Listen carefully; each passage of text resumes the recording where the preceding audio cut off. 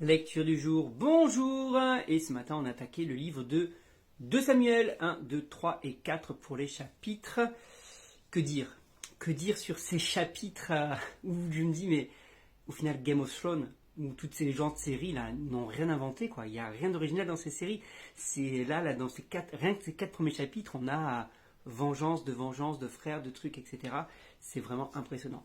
Rien que le premier chapitre, je le trouve très intéressant avec cet Amalécite qui vient annoncer la mort du roi Saül à David et qui cherche à en tirer une gloire. Hein. C'est pas lui qui l'a tué.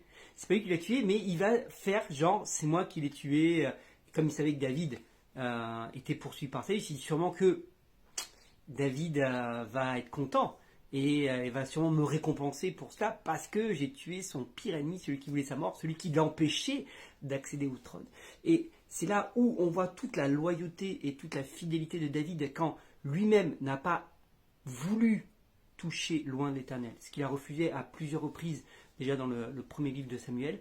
On voit là carrément que quelqu'un vient de se présenter comme étant le meurtrier ou celui qui a mis à mort Saül, même s'il était sur un champ de bataille, même s'il était en train de mourir, même si pour toutes ces raisons, David va carrément le faire mourir. Et là, je me dis, le gars qui a voulu tirer une quelconque gloire, qui pensait être récompensé de cet exploit, qui n'a même pas accompli en plus, ou c'est même pas lui, c'est-à-dire que il aurait juste pu venir annoncer la mort de Saül et il est mort sur le champ de bataille, voilà, de ses blessures. Non, non, il a voulu s'approprier quelque chose. Qu'est-ce qu'il a trouvé au final? Il a trouvé la mort. Il a trouvé la mort.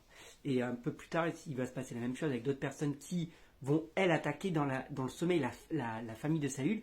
Et David avait prêté serment à Jonathan. On voit que David va honorer son serment, non seulement en prenant le fils de Jonathan sous son aile, hein, comment dire ça, et aussi le fait il va aussi tuer ces personnes qui ont mis à mort le reste de la famille de Saül et de Jonathan. Donc David reste quelqu'un de loyal, même s'il est roi, il aurait pu effectivement prendre le parti, comme on pourra le voir avec d'autres rois qui vont éliminer tous les adversaires, qui vont éliminer tous les descendants du précédent roi. David, lui, non. Au contraire, il tue ceux qui tuent les descendants. Et je me dis, ouais, David avait vraiment compris quelque chose d'important.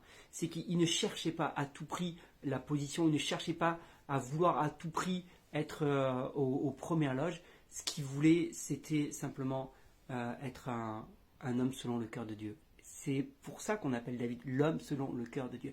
Il n'a pas cherché à tout prix la position et qu'on vient lui présenter sur un plateau d'argent, ça y est, il dit non mais tu as fait du mal, tu as touché à la personne que Dieu avait choisie, que Dieu avait loin.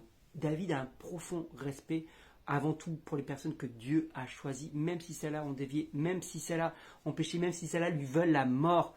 Il a un profond respect jusqu'au bout, ça c'est vraiment important. Et ça nous enseigne vraiment, moi ça m'enseigne vraiment sur mon attitude de cœur, sur mon attitude envers les autres, sur comment respecter les autres et c'est vraiment une belle leçon de respect. Donc apprenons à être respectueux comme David a pu l'être même envers ses ennemis. Et c'est vraiment quelque chose de beau et de fort. Que Dieu nous aide à être comme cela. Dis-moi toi ce que tu as retenu, il y aurait beaucoup de choses à dire sur les autres aussi combats entre Abner, Joab, Hazaël et tout ça. Mais voilà, j'ai préféré retenir la leçon du respect. Mais dis-moi toi ce que tu as retenu. C'est toujours un plaisir de te lire et je te souhaite une bonne journée.